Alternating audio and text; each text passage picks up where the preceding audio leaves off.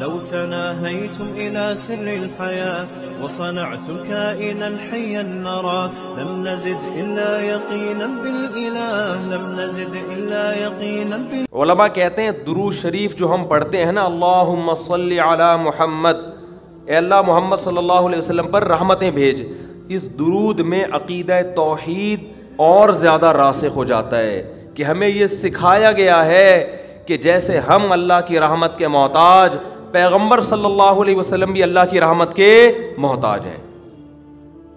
ہاں ہمارے درود کے محتاج اگرچہ نہیں ہیں، ہمیں جو حکم دیا جاتا ہے وہ اس لیے تاکہ ہم بھی سمجھ جائیں، لیکن ہمیں حکم دیا کہ اللہ سے دعا مانگو کہ آپ پر خصوصی رحمتیں نازل فرمائے.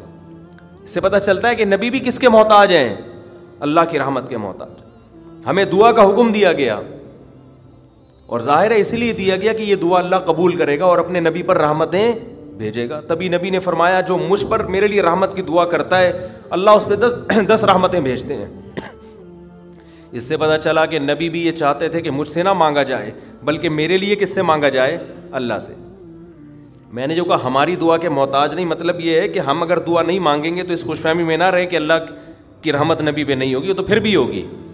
لیکن ہمیں دعا مانگنے کا حکم اس لیے دیا گیا تاکہ یہ کانسیپٹ اچھی طرح ہمارے دماغ میں بیٹھ جائے کہ ہم نے بھی نبی سے نہیں مانگنا بلکہ نبی کے لیے بھی کس سے مانگنا ہے؟ اللہ سے مانگنا ہے. اور نبی اس پہ خوش ہو رہے ہیں کہ میرے لیے کس سے مانگا کرو؟ اللہ سے. خوشخبریاں دے رہے ہیں کہ تم میرے لیے اللہ سے مانگو گے. دیکھو جس میں تواضع ہوتی ہے وہ آپ کو دعا کے لیے کہے گا، جس میں تکبر ہوتا ہے وہ کبھی آپ کو کہے گا دعا کے لیے؟ وہ کہے گا یار میرے لیے دعا کرو کہ اللہ میری حاجت پوری کر دے. وہ نہیں کہے گا. وہ کہے گا ابے تو کون ہوتا ہے میرے لیے دعا کرنے والا؟ میرا خود اللہ سے اتنے تعلقات ہیں، میں خود ہی کہہ دوں گا.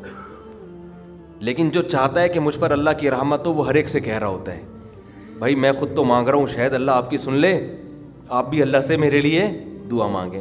تو یہ اس کی علامت ہے، یہ اپنے آپ کو اللہ کی رحمت کا، دعا کا بہت زیادہ محتاج سمجھتا ہے.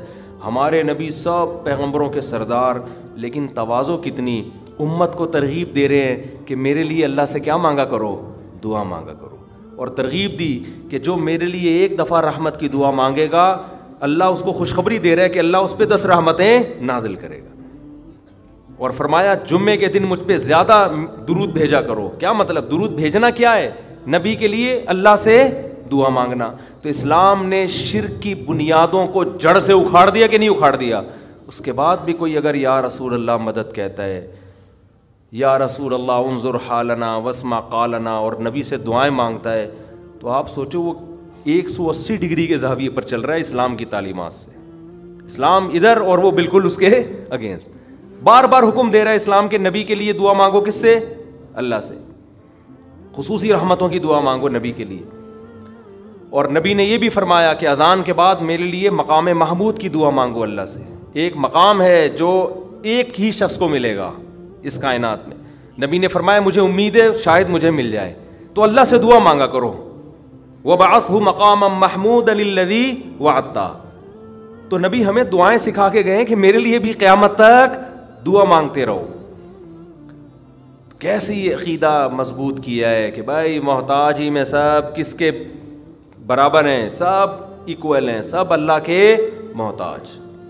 تو اللہ تعالی ہمیں شرک کی نجاست سے، گندگی سے توبہ نصیب فرمائے، اور ہماری ناک کے جو سینسر ہیں نا ان کو اللہ ایکٹیو کر دے کہ ہمیں شرک میں اسمیل محسوس ہونا شروع ہو جائے. ابھی وہ ڈیمیج ہو چکے ہیں قبروں پہ سجدے دیکھ دیکھ کے اور شرک کر کر کے اور بت پرستی دیکھ دیکھ کے. جب آپ توحید کے، میں جب برما فرسٹ ٹائم گیا منمار، میں نے پہلی مرتبہ کسی بت کے سامنے کسی انسان کو زندہ بیٹھے ہوئے، یوٹیوب میں تو دیکھا تھا، سچی مچی کا پہلی مرتبہ دیکھا.